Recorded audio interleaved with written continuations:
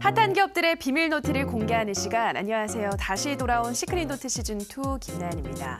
최고의 전문가가 선별한 핫한 기업들 소개해드리겠습니다. 자, 오늘도 시장부터 짚어보고 가겠습니다. 오늘 우리 증시 모처럼 큰 폭으로 상승했습니다. 내일부터 시작되는 미중 간 무역 협상에 대한 기대감과 또 터키 리라와 폭락세가 진정되고 있다는 소식에 투자 심리가 회복됐고요. 먼저 코스피 지수는 외국인이 1,000억 원 넘게 매수하면서 2,270선에서 거래 마감했습니다. 업종별로도 상승세가 짙었는데요. 최근 수급 가뭄을 겪었던 증권 업종 3% 넘는 강세 나타냈고요. 이외에도 전기전자, 의약품, 제조업 등이 상승한 가운데 삼성전자와 SK하이닉스도 모처럼 나란히 강세를 나타냈습니다. 또 오늘 2차 전지와 전기차 관련주들의 상승세도 두드러졌는데요. 현재 25조 원 규모에 달하는 전 세계 2차 전지 시장이 향후 800조 원에 육박할 것이라는 긍정적인 전망 아래 코스모 신소재, 코스모 화학, 삼성 SDI 등 관련주들 큰 폭으로 올랐습니다.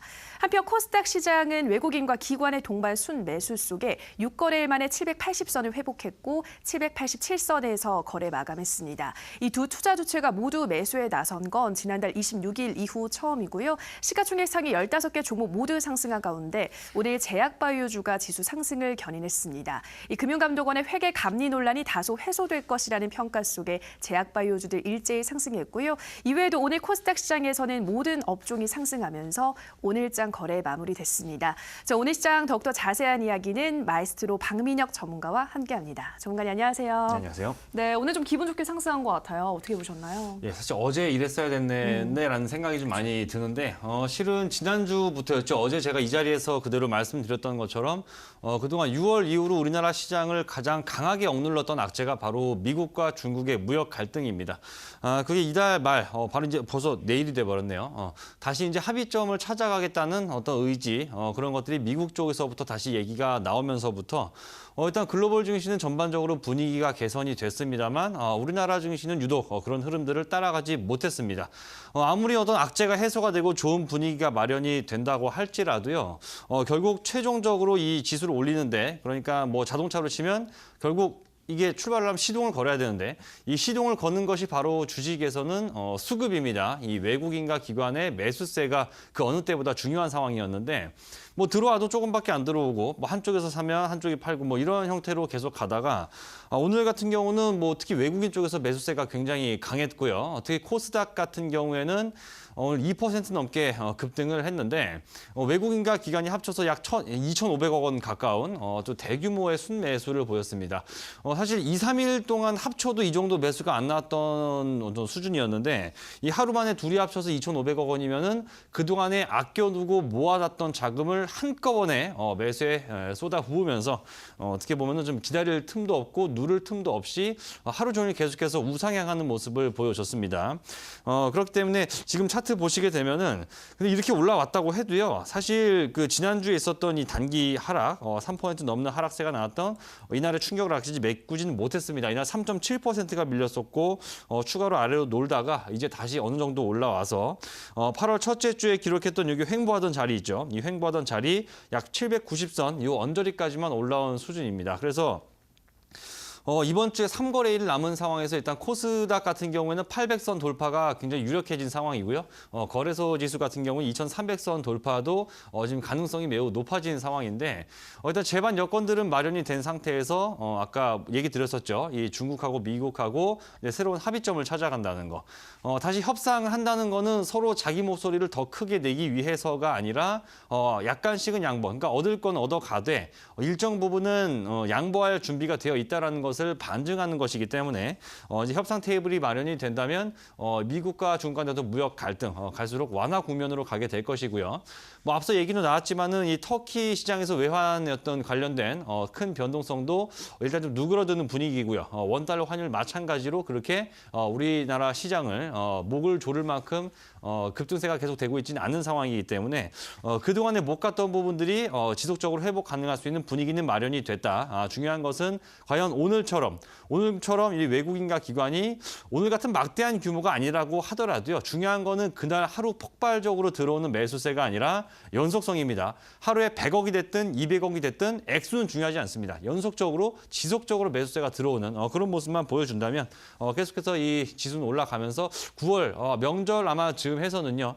이전에 기록했었던 박스권 하단부 약 830포인트나 그 이상까지도 회복할 수 있는 분위기 오늘 그 초석을 다졌다라고 판단은 되는데 하루 정도는 더 수급을 지켜봐야겠다는 말씀까지도 덧붙여서 드리겠습니다. 네, 오늘 장에서는 외국인과 기관의 강력한 매수세가 들어왔는데 앞으로도 이 매수세가 지속될 것인지에 대해서 조금은 주목하시면서 시장 바라보셔야 한다 말씀드렸고요. 자, 그렇다면 오늘 시장에서는 어떠한 종목들이 급등을 했을지 검색에 포착된 종목들 살펴보도록 하겠습니다. 네, 첫 번째 종목으로 영신금속 확인하도록 하겠습니다. 이 종목은 볼트와 리벳 등 이 단조 부품만 전문적으로 생산하는 업체인데요. 오늘 12% 넘는 급등세로 거래 마감했습니다. 정말 이 종목 어떤 이유로 급등했을까요? 예, 일단 뭐 하는 일은 앞에 말씀하셔갖고 볼트라든가 뭐 이런 그러니까 자동차에 들어가는 어떤 기본적인 금속 부품을 만들고 있는 회사입니다. 자동차 부품 업체라고 보시면 되는데 이게 뭐 우리가 흔히 알고 있는 뭐 전기차라든가 수소차 관련주 뭐 이런 뭐 차세대 자동차 관련주는 아니지만 어쨌든 자동차 부품주 이렇게만 좀 아시면 될 것 같은데 일단 이 종목이 지금 오늘 그 상한가 검색기에 포착이 되면서 장중에 20% 가까운 급등 흐름이 연출이 됐습니다. 근데 차트를 보시게 되면 사실 별다른 특징이라고 할 만한 부분은 그냥 그동안에 많이 빠졌다라는 정도 말고는요. 사실 없습니다.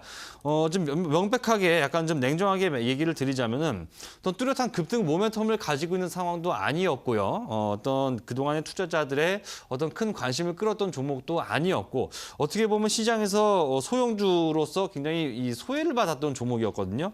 오늘 10%가 올라서 시가총액이 여기 보시면 264억 원밖에 안 되는 정말 소형주입니다. 굉장히 작은 회사예요. 근데 한 가지 이 종목을 좀 언급을 드려야겠다라고 좀 말씀드리는 이유는 뭐냐면요. 일단 그동안에 사실 주가 많이 빠지는 동안에 보시면 이 최근 들어서 거래 대금, 특히 거래 대금 보시면 이 하단부 거래량이 거의 막대기가 보이지도 않습니다. 뭐 거래 대금이 적은 날은 심지어 영신금속이라는 종목 같은 경우 거래량 적을 때는요.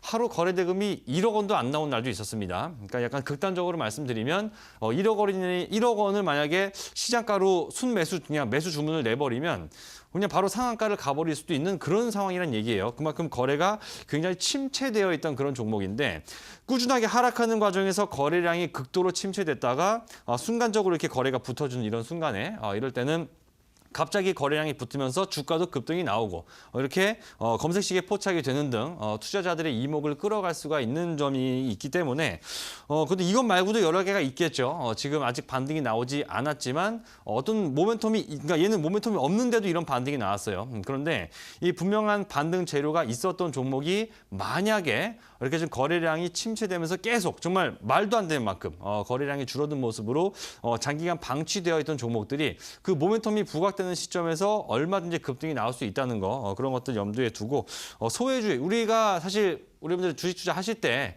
뭐 종목을 한 종목만 하시지 않을 거 아닙니까? 뭐 대여섯 종목 정도를 꾸려간다고 했을 때 한 종목 정도는 이렇게 좀 거래량이 침체돼 있다가 순간적으로 거래량이 몰려들면서 급등해버릴 수 있는 이런 종목도 한 종목 정도는 좀 포함을 시켜놔야겠다는 말씀 덧붙여서 좀 설명을 드리도록 하겠습니다. 네, 이렇게 영신금속처럼 거래량이 그간 침체되어 있다가 한 번에 폭발하는 이러한 종목들도 살펴보시라 말씀드렸고요. 다음 종목으로는 넵튠 확인하도록 하겠습니다.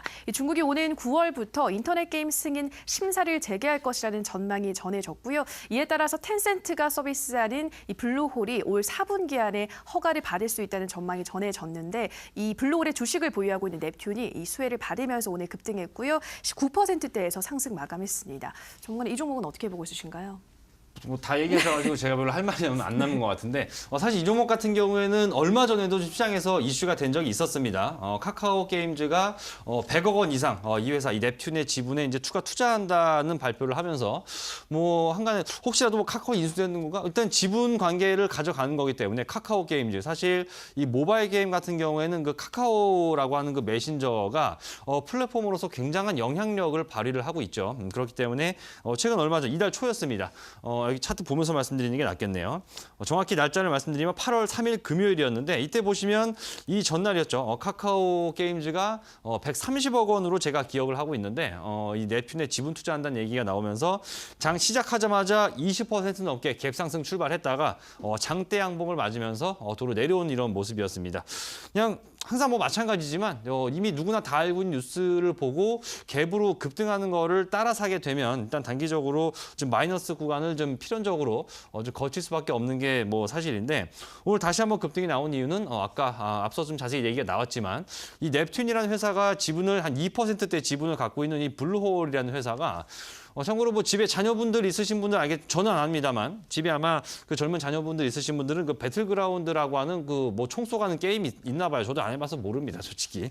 예, 그 굉장히 이 젊은 층 10대, 20대 사이에서 30대까지도 인기가 굉장히 많은데 그 모바일 버전 게임이 중국에 진출을 해야 되는데 막혔거든요. 이게 허가가 안 떨어져서. 근데 그게 이번에 승인이 떨어질 수 있다는 그런 기대감 때문에 어쨌든 간에 그러면 배틀그라운드가 모바일 버전으로 만약에 중국에 진출을 해서 성공을 하게 된다면 이 블루홀 게임즈가 결국 실적 상승으로 이어질 것이고 그 블루홀 게임즈 지분을 갖고 있는 넵튠까지도 수혜가 된다라는 이런 3단계의 이 사고 과정을 거치면서 오늘 넵튠이 종가 기준으로 9%, 장중 최대 18%까지 급등하는 흐름을 보였습니다. 일단은요, 이 회사 종목 같은 경우에는 이때 아까 말씀드린 것처럼 이 카카오가 지분 투자한다는 얘기 때문에 한번 급상승이 한번 나왔었는데 아마 이 정도 부근까지 반등 시도는 하긴 하겠지만 이미 두 가지 나름대로 큰 재료가 좀 나와 있는 상태입니다. 그래서 제가 여기 이제 나오고 있는 이 상한가 검색기에 나온 순간에 매수를 했다면 오늘 올라서는 시점에서 매수가 가능했겠지만 이미 두 가지의 나름대로 굉장히 큰 호재가 노출이 된 상황이잖아요. 그렇기 때문에 여기서 추가적으로 급등할 수 있는 폭은 그렇게 크지 않다라는 것도 약간 염두에 두시면서 사실 게임주 오늘 이것 말고도요. 바로 뭐 컴투스라든가 다른 게임주들도 나름대로 좀 좋은 모습을 보여주면서 특히 이제 모바일 게임 관련주들이 다시 좀 중국의 문을 두드릴 수 있지 않겠냐 이런 기대감들이 일고 있는데 사실 오늘 중요한 거는 게임주보다 더 중요한 내용이 있습니다. 그건 제가 잠시 뒤에 강의 시간을 통해서 더 자세한 설명을 드리도록 하겠습니다. 네, 넵튠 이미 재료가 노출됐기 때문에 추가 급등폭은 그렇게 크진 않을 것이다 말씀드렸고요. 마지막 종목으로는 이렌텍 확인하겠습니다. 배터리 팩을 전문적으로 생산하는 업체인데요. 오늘 10% 넘게 상승하면서 마감됐습니다. 정권이 이 종목은 어떤 이유로 급등했을까요? 예, 지금 배터리 팩이라는 말씀하신 거에 한 답의 절반 정도는 나와 있는 것 같습니다. 원래 그 이렌텍이라는 회사가 사실 과거 쭉 돌이켜 보면은 뭐 무선 충전 관련주가 잠깐 됐던 적도 있었고요. 그다음에 이제 스마트폰 부품주가 됐던 적도 있었고 보통 이 모바일 기기와 관련된 종목으로 계속해서 좀 인식이 되어 있던 종목인데 한간에 어떤 그러니까 분류가 되어 있는 걸 보면 이 회사가 자 생각을 해보세요. 스마트폰에 들어가는 배터리 팩이라고 한다면 여러분들 스마트폰 배터리를 한 번 쓰고 이렇게 쓰레기통에 버리지 않죠. 다 충전해서 쓰시지 않습니까? 결국 그 스마트폰에 들어가는 배터리들 결국 2차 전지이기 때문에 이렌텍도 결국에는 2차 전지 관련주 심지어 어떤 자료를 통해서는 이 전기차 관련주라고 또 얘기하는 쪽도 있어요. 아직까지는 뭐 스마트폰, 모바일 쪽의 매출이 대부분을 차지하고 있지만 뭐 따로 이제 뭐 이 대용량 저장 장치라고 혹시 들어보셨을지 모르겠습니다. ESS라고 하는 이 대용량 저장 장치 이쪽으로는 이미 사업을 벌이고 있고요. 추가적으로 나중에 뭐 자동차 배터리 쪽으로도 혹시라도 좀 진출하지 않겠느냐 아마 그런 기대감들 때문에 이 자동차, 전기차 관련주로도 지금 인지가 되어 있는 것 같습니다. 근데 그간의 이 주가 흐름을 보면 사실 굉장히 답답합니다. 뭐 이전에 보였던 요 최고점 약 10,000원을 넘어가는 수준 이 당시에 좀 고점을 기록하기도 했었는데 마지막으로 10,000원대에 넘어갔던 자리가 벌써 오래됐습니다. 2년도 넘어갔습니다. 2016년 초에 10,000원 밑으로 내려오고 나서부터는 단 한 번도 다시 10,000원대로 복귀를 해주지 못했고요. 주가는 고점 대비해서 거의 뭐 4분의 1 토막 가까이 난 상황에서 오랜만에 지금 급등이 나오고 있는데 지난주 금요일에 바닥에서 한 차례 급등이 나왔다가 그 다음날 어떻게 됐습니까? 이번 주 월요일이었죠. 어제 같은 경우 살짝 눌리는 그러니까 이 상승폭의 절반 이상을 반납하지 않은 상태에서 약간의 어떤 눌림만을 가져갔던 겁니다. 그렇기 때문에 그 다음 날인 오늘이죠. 오늘 다시 한번 장 초반에 약간의 거래량이 붙는 모습이 아마 확인이 되면서 제 상한가 검색식에 포착이 되면서 오늘 이렌텍이 20% 이상의 장중에 20 몇 프로입니까? 네, 21%까지 장중 최대 상승률이 좀 기록이 되었습니다.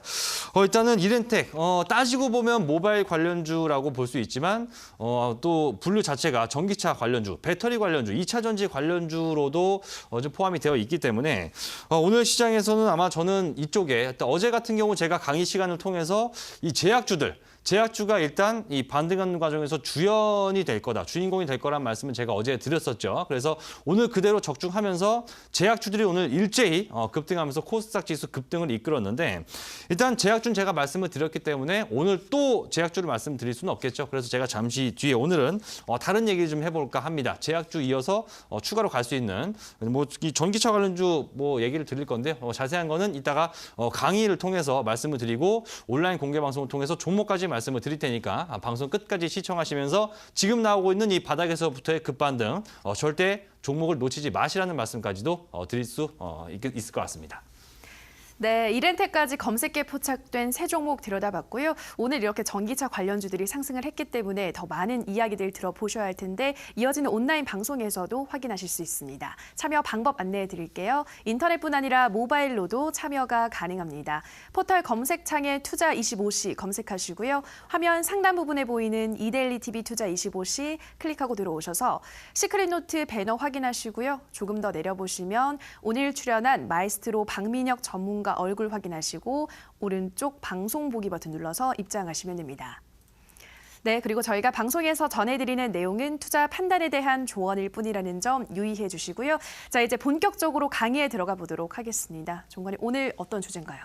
예, 일단 너무 움직이기 전에 좀 빨리 지나가야 되기 때문에 제약주 같은 경우는 어제 제가 말씀드린 그대로 적중이 되면서 오늘 장에서 좀 일제히 다 급등하는 모습을 보여줬습니다. 어제 저 종목 얘기 드린 것도 일단 괜찮았었는데 일단 제약주는 말씀을 드렸기 때문에 우리는 그러면 여러분들 이제 우리 시청자분들은 아시겠죠? 제가 어제 말씀드린 거 토대로 해서 제약주로 수익 낼 수 있는 기반은 제가 마련을 해드렸기 때문에 오늘 제가 해야 될 일은 그 제약주 다음에 올라갈 것이 과연 어떤 것이냐. 그것도 좀 방향을 제가 잡아드릴까 합니다. 그래서 오늘 전기차 관련주, 오늘 전기차 관련해서 쭉 내용 설명을 좀 드리고 종목까지 공개해드리는 시간을 가져올 테니까 끝까지 채널 놓치지 마시고 방송 집중하시기 바라겠습니다.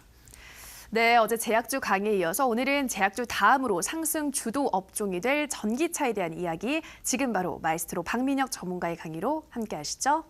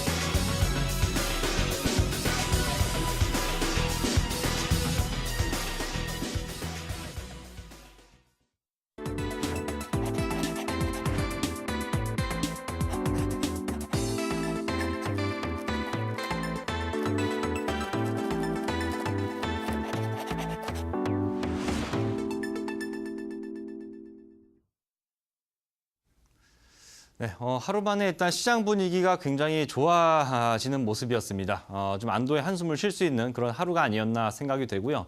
어제도 제가 사실 7월 31일, 7월 말일에도 제가 말씀을 한 차례 드린 적이 있었지만 어제 다시 한번 제가 우리 시청자 여러분들한테 제약주에 대해서 자세한 강의와 함께 온라인 공개방송에서 종목까지도 제가 언급을 해드렸습니다. 그래서 오늘 나오는 장, 이 제약주가 좀 강세인 장세에서 좀 기분 좋은 수익을 챙기셨으리라고 생각이 되는데요.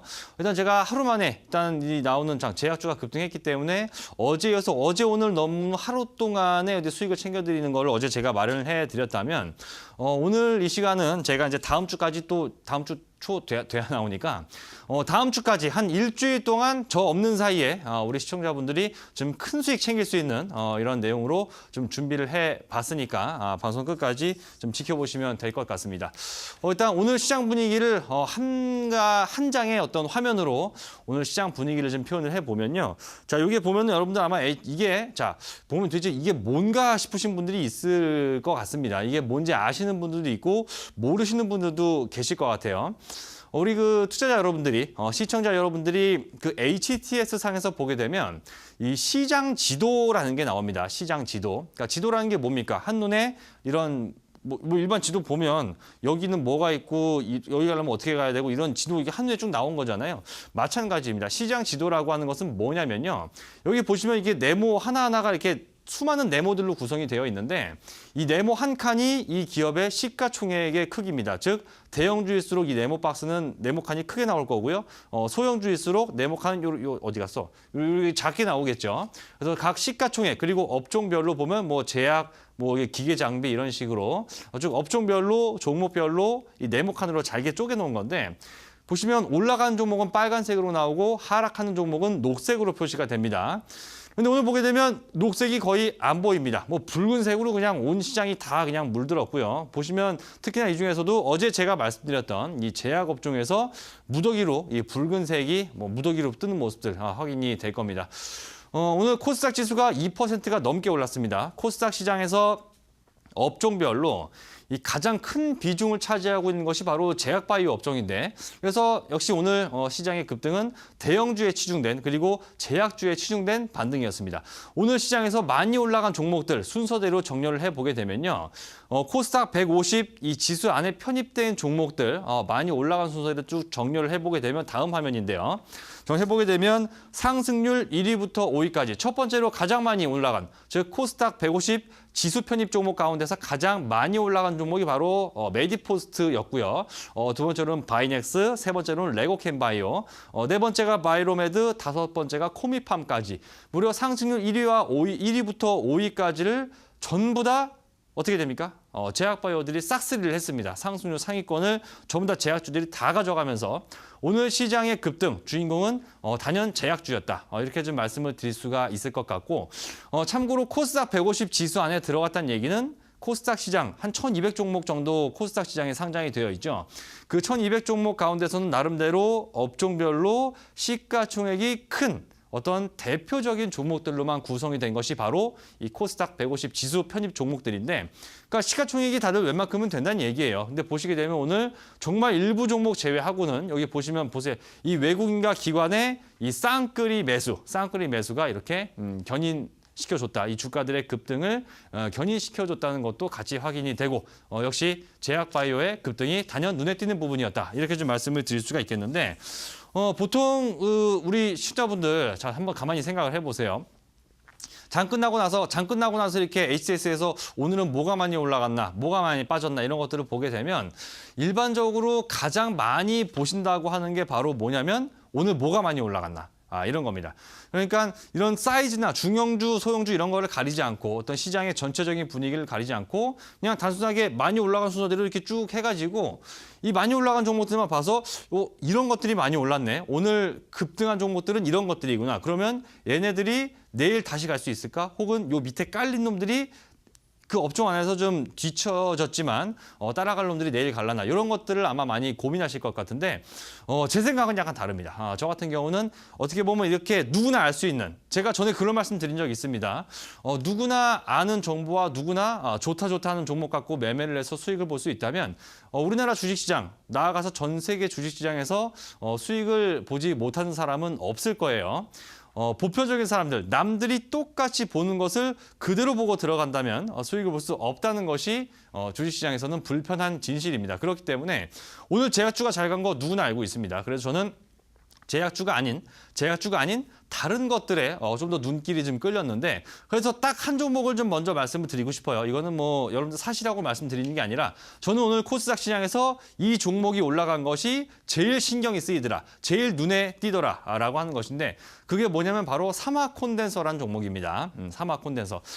이거 뭐 솔직히 이 방송국 오래 보신 분들은 알겠지만 제가 3월에 이 신들의 전쟁이라는 프로 나왔을 때 3만 원 중반대에서 제가 추천했던 적이 있던 종목인데 이게 10만 원까지 갔습니다. 10만 원까지 갔다가 10만 원 넘어서까지 올라갔다가 7만 원대까지 약 한 달 정도 되는 기간 동안에 무려 30% 이상 주가가 급락을 했습니다. 쭉. 그동안에 장기 상승 추세를 쭉 이어오다가 뭐 2만 원대부터 3만 원, 4만 원 쭉 이어오다가 10만 원 돌파를 한번 딱 시켜주고 무려 단 한 달 만에 주가가 30%가 급락을 했어요. 뭐 악재들도 있었죠. 뭐 자회사가 이거 좀 차근차근 말씀드릴게요. 이 회사가 이 자회사 삼화전자라는 자회사가 있는데요. 이 삼화전자라고 하는 자회사가 이번에 상반기 이 재무제표 나오죠. 이 감사 보고서라는 걸 내야 됩니다. 각 기업들이 상반기가 끝나고 나면 자, 우리는 상반기 때 이렇게 영업을 했고요. 이 정도 돈 벌었고 현재 재무 상태는 이렇습니다라는 이 감사 보고서를 내야 되는데 내기 전에 각 회계 법인한테 이 재무제표가 제대로 된 건지 이 회사가 멀쩡한지 이런 것들을 검사를 받아야 됩니다. 쉽게 말씀드리면 검사가 아니라 시장에서는 감사라고 얘기를 하죠. 그 감사 보고서를 이제 그 회계법인에서 받아야 되는데 이 사마 콘덴서가 지분 약 10% 정도를 갖고 있는 이 삼화전자라는 회사가 이번 그 감사 보고서 했는데요. 회계법인에서 의견 거절을 받았습니다. 뭐 자본 잠식, 물론 그 삼화전자가 자본 잠식이라든가 뭐 적자가 누적돼서 뭐 상장 폐지 요인 뭐 이런 건 아닌데 그 어떤 재무 처리상의 어떤 일부 문제가 되는 소지가 생기는 바람에 의견 거절을 받았어요. 그래서 참고로 삼화전자라는 종목은 하한가 가고 아직까지 정신을 못 차리고 있는데 그러니까요. 이 회사 같은 경우에 다시 생각해 보세요. 이 회사가 지분을 갖고 계열사입니다. 삼화콘덴서 계열사가 삼화전자예요. 이 자기 계열사, 지분을 갖고 있는 자회사가 의견 거절 받았다. 이거 굉장한 리스크입니다. 그 리스크인데 그 리스크를 지금 안고 있음에도 불구하고 그 문제가 아직까지 100% 명확하게 해결된 것이 아님에도 불구하고 오늘 사마콘덴서가 10% 올랐습니다. 정확히 10% 올랐는데 뭐 지수가 2% 넘게 급등했는데 10% 올라간 게 대수냐? 뭐 이렇게 생각하시는 분들도 있을 수가 있는데요. 오늘 시장이 사실 코스닥이 2% 넘게 올라간 거는 뭐 상한가 간 종목들이 속출한 게 아니고요. 대형주들이 많이 올랐기 때문에 간 거지. 오늘 10% 올라간 사마콘덴서가 전체 시장, 거래소와 코스닥을 통틀어서 전체 시장에서요. 상승률 15위입니다. 20위권 안에 들어요. 오늘 10% 올라간 사마콘덴서가 오늘 우리나라 2,200개 이상의 상장 기업들 가운데서 15번째로 많이 올라간 종목이 사마콘덴서였다는 겁니다. 이건 반드시 아셔야 되겠죠. 그래서 이런 리스크가 있음에도 불구하고 도대체 왜 사마콘덴서가 올라갔냐? 답은 하나죠. 사마콘덴서가 바로 뭡니까? 전기차 관련주죠. 전기차 부품, 전기차 관련주입니다. 그래서 저는 그런 생각을 했습니다. 그렇다면 이 사마콘덴서가 이 자회사 리스크를 떠안고 있음에도 불구하고 이렇게 급등했다는 것은 향후 전기차 관련주들의 이 동반 급등이 더 이어질 수 있는 것을 암시하는 것이 아닌가 이런 생각을 했던 겁니다. 그래서 오늘 시간에는요. 제가 이 전기차 얘기를 좀 자세하게 드리려고 하는데 사실 이 자동차, 차세대 자동차 관련주라고 할까요? 이 자동차 관련주는 제가요. 이전에도 역시 장성에서 언급을 드렸던 바가 있던 부분입니다. 오늘 제가 자동차 얘기를 처음 하는 게 아니고요. 항상 했던 얘기가 또 이렇게 시장에서 제가 이전에 방송에서 언급 드렸던 내용들이 시장에서 그대로 반영이 되기 때문에 이전에 방송에서 말씀드렸던 것들을 한 번씩 이렇게 다시 언급을 또 드리게 됩니다. 이 전인데요. 제가 이 방송 두 번째 할 때, 7월 두 번째 방송할 때 제가 자동차 8년 만에 대시세 온다는 얘기하면서 그냥 일반 뭐 자동차 부품 회사가 아니라 이런 뭐 전기차라든가 수소차 혹은 자율주행차 이런 것들 말씀을 드렸고 8월 6일에도 제가 자율주행 이쪽을 좀 언급을 드리면서 음성인식 제가 얘기한 거 기억나시죠? 8월 6일에 음성인식 얘기하면서 제가 브리지텍 당시 온라인 공개방송 통해서 역시 20% 이상의 수익을 우리 시청자분들한테 챙겨드린 종목 그때도 제가 이 자율주행차 얘기를 했었는데 자동차 얘기도 제가 이미 언급드렸던 바가 있는 거였는데 당시 제가 가만히 생각을 해보니까 전기차는 제가 우리 시청자분들한테 종목을 드리질 않았었더라고요, 당시에는. 그래서 오늘은 제가 뭐 자율주행 관련주에서 제가 브리지텍으로 20% 넘게 좀 안겨드린 적이 있으니까 그 후속으로서도 오늘 전기차 관련주까지도 같이 언급해드리는 시간을 오늘 가져보고자 합니다. 일단요, 네, 그래서 당시 전기차에 대한 설명을 오늘 좀 더 깊게 파서요. 오늘은 이런 각종 뭐 친환경 자동차, 차세대 자동차 중에서도 전기차 쪽에 특화해서 오늘은 좀 설명을 드리도록 하겠습니다. 자, 전기차가 뭐냐? 전기차는 사실 전기차가 뭐냐고 하면은 전기로 가는 차입니다. 그렇기 때문에 이 전기차가 뭔지에 대해서는 이미 이름에 다 나와 있습니다. 전기로 가는 자동차. 그렇죠? 우리가 기존의 자동차는 다 휘발유 아니면 경유로 가고 뭐 북한에는 아직도 그 나무를 이렇게 떼어서 가는 자동차가 있다면서요. 저는 잘 모르겠는데 지금도 다니나 모르겠네요. 아무튼 보통 휘발유나 경유를 통해서 자동차가 움직였지만 이제는 전기를 통해 간다. 그게 전기차입니다. 이거 단순한데, 근데 전기차 말은 하지만 실제로 전기차라고 하는 게 단순하게 충전기만 꼽아서 하는 이 전기차만 전기차가 아니고요. 업계에서 얘기하는 전기차의 종류는 무려 5가지입니다. 5종류의 전기차가 있습니다. 그러니까 우리가 그냥 전기차라고 하면 그냥 어디 충전소에 꼽고 이런 것만 일반적으로 생각하시겠지만 넓은 범주에서 전기차는 무려 5종류가 있다는 거죠. 이게 지금 우리나라 저도 재수없게 막 영어로 이렇게 설명하는 거 솔직히 개인적으로 별로 안 좋아하는데 이렇게 그림이 명확한 게 딴 데 없더라고요. 그래가지고 부득이하게 제가 지금 영어로 된 자료를 쓴다는 걸 좀 양해 부탁드리도록 하겠습니다. 저 맨 왼쪽에 BEV라고 써진 거, 저게 일반 우리가 알고 있는 테슬라처럼 일반 전기차입니다.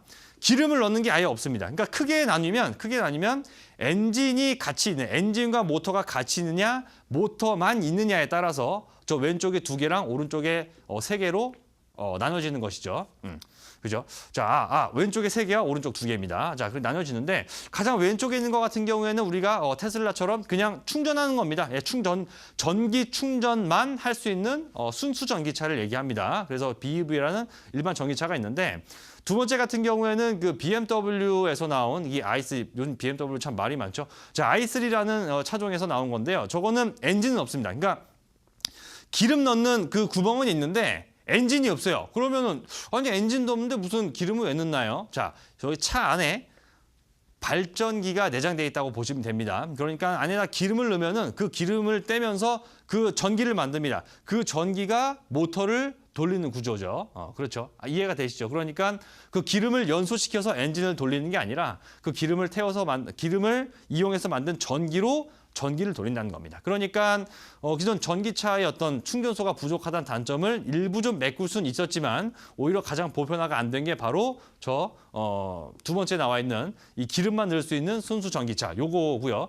세 번째는 요즘에 좀 많이 나오고 있는 넥소 같은 우리가 수소연료 전지차라고 알고 있죠. 수소차라고 얘기를 하지만 실제로는 그것도 전기차입니다. 수소를 이용해서 전기를 만들어서 그 전기로 돌아가는 전기차. 세 번째가 바로 수소연료 전지차가 되겠고요.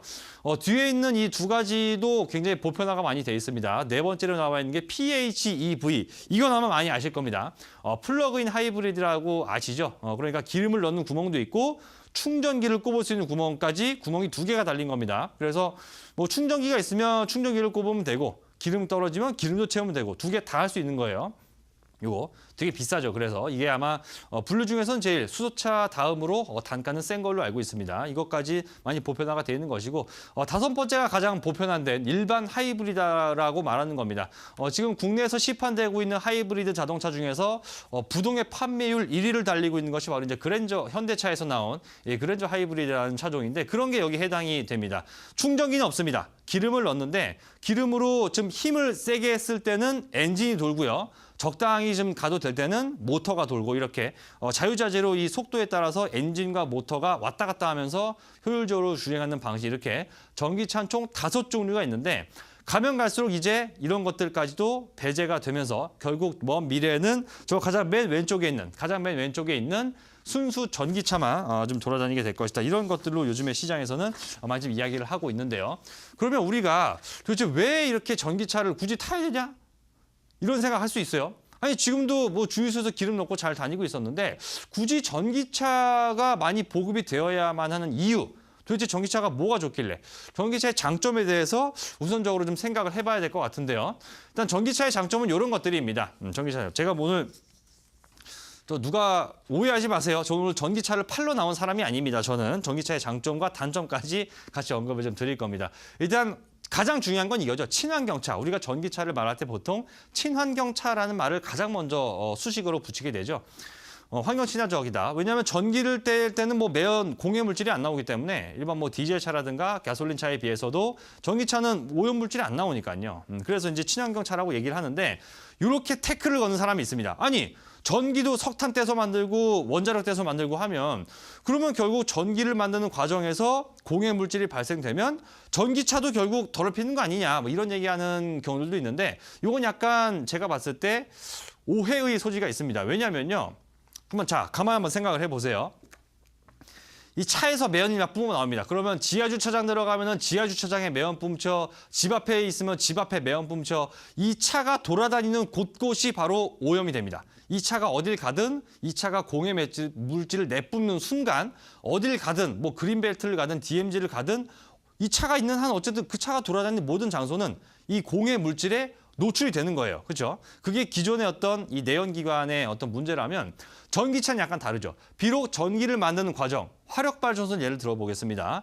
화력발전소에서 전기를 만들 때는 오염물질이 배출되지만 발전소는 안 돌아다닙니다.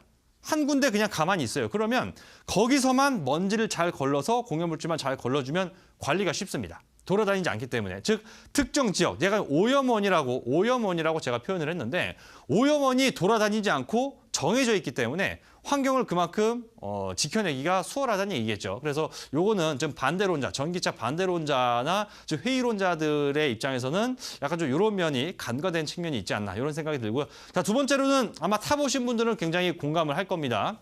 저도 개인적으로 아까 다섯 번째 나온 이 하이브리드 자동차를 타고 다니는 입장에서 사실 저 같은 경우에는 이것 때문에 사실 했습니다. 조용해서. 제가 시끄러운 거 되게 싫어하거든요.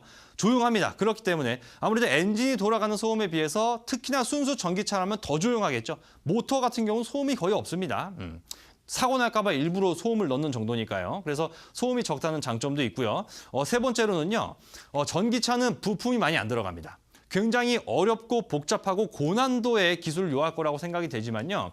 일반 휘발유차 같은 경우에 일반 휘발유나 이런 기계로만 돌아가는 일반 내연기관차 같은 경우에는 부품이 약 3만 개 정도가 들어가요. 3만 개 정도가 들어가는데 전기차에 들어가는 부품은 약 18,000개 정도. 부품이 어떻게 됩니까? 한 40% 정도가 적죠.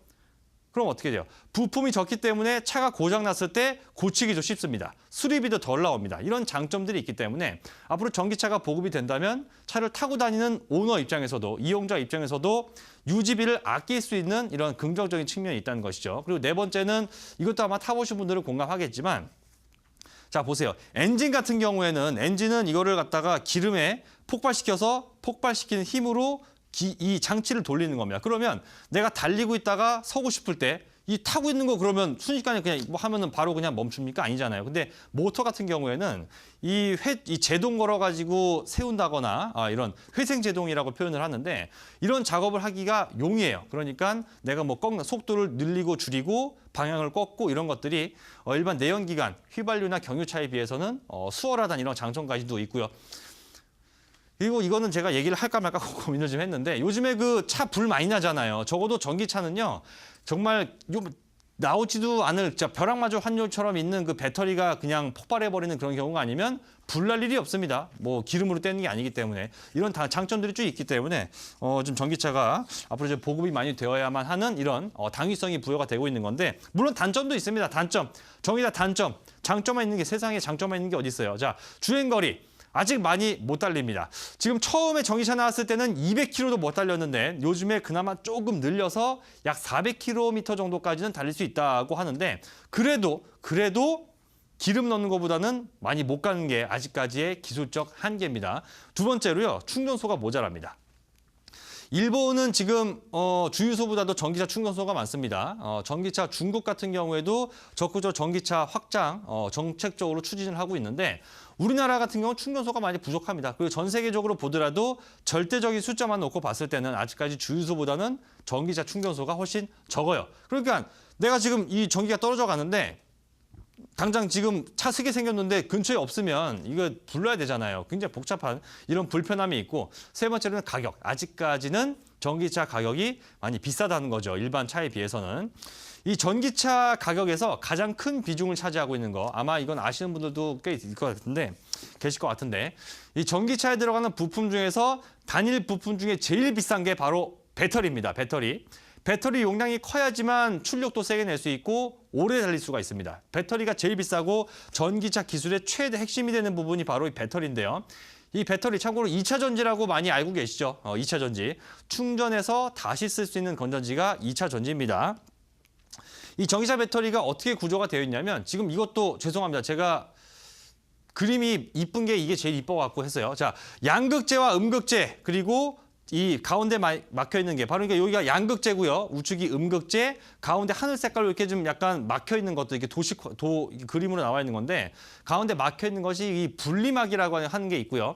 이 전체는 전해액이라는 물질로 채워져 있습니다. 그러니까 전기차 배터리는 2차 전지는 총 4개로 구성되어 있죠. 양극재와 음극재, 분리막, 전해액. 이렇게 4가지로 구성이 되어 있다고 보시면 되는데 이것들이 지금 용량을 늘리고 해야 되기 때문에 이 양극재, 음극재 이 기술들 들어가는 뭐 코발트 가격 뭐 이런 것들 때문에 뭐 백금 이런 것도 들어가잖아요.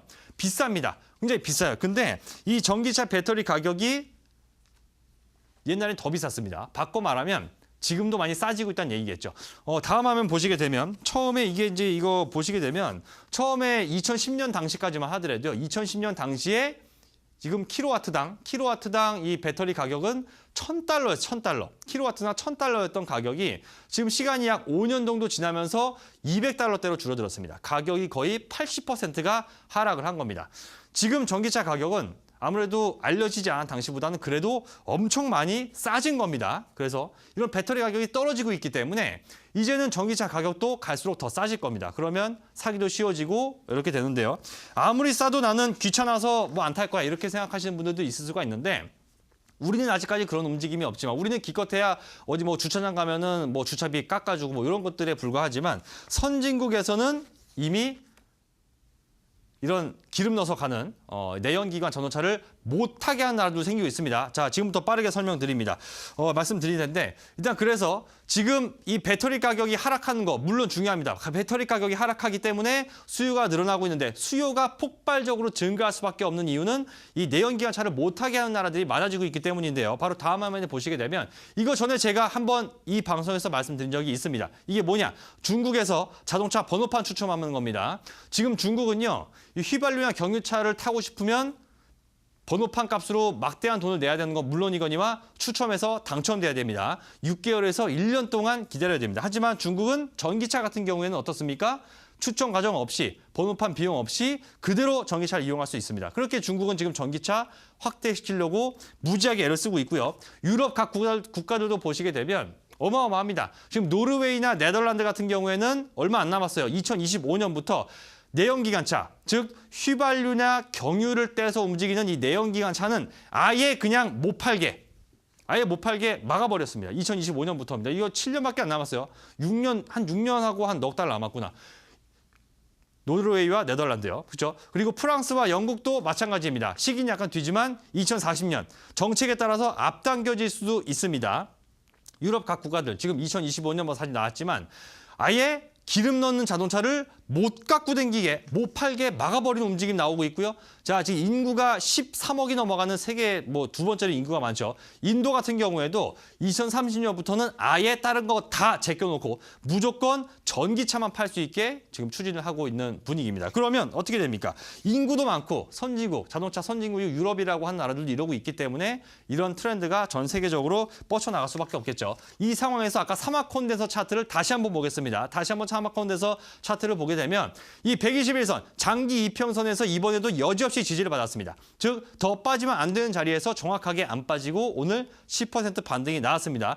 121선 이동평균선과 이전에 지지선과 저항선이 왔다 갔다 했었는데요. 다시 한번 여기 저항선으로 작용했다가 지지선으로 바뀐 구간에서 여지없이 지지를 받고 올라갑니다. 즉 두 가지의 의미 있는 선, 전 지지선과 전저점과 그리고 장기 이평선까지 두 가지 동시 지지를 받으면서 오늘 전체 시장에서 15번째로 많이 올라간 종목으로 올라갔습니다. 그러면 이 사마콘덴서 자회사 리스크를 겪고 있는 와중에서도 사마콘덴서가 반등했다는 것은 앞으로 전기차 관련주들이 이제 제약바이오의 뒤를 이어서 다시 한번 그동안 사실 많이 밀렸습니다. 많이 조정을 충분히 받았기 때문에 조정을 끝마치고 다시 반등하는 그 첫날 바로 지금부터가 될 거란 얘기입니다.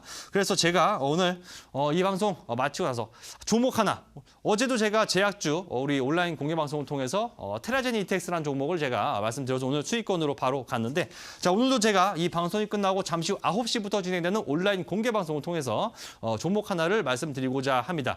자, 전기차 시장, 제가 오늘 말씀드린 것처럼 폭발적으로 지금 성장을 해 나가고 있는데, 이 전기차 시장이 폭발적으로 성장하는 과정에서 가장 핵심 부품, 막대한 수요 증가. 지금 25조에 불과한 전기차 이 배터리 시장 규모는 이제 800조로 늘어나게 됩니다. 30배 이상 늘어나게 돼요. 그러면 당연히 수요가 늘어나기 때문에 지금 만드는 물량만 가지고는 큰 돈을 못 벌겠죠. 엄청난 증설을 벌이고 있습니다. 지금 세계 5위권 아직까지 밖에 있는데, 이 회사 같은 경우에는 지금 전 세계 5위권 진입을 목표로 해서요. 지금 계속해서 증설을 진행하고 있는 겁니다. 그래서 자, 증설하는 만큼 나중에 영업이익으로 돌아오겠죠. 잠시 후 9시에 온라인 공개 방송을 통해서 제가 어떤 종목인지 공개해드리는 시간을 가지고 있고요. 자, 강의 방송 여기서 마치고요. 잠시 후에 돌아와서 제가 남은 말씀 이어가도록 하겠습니다.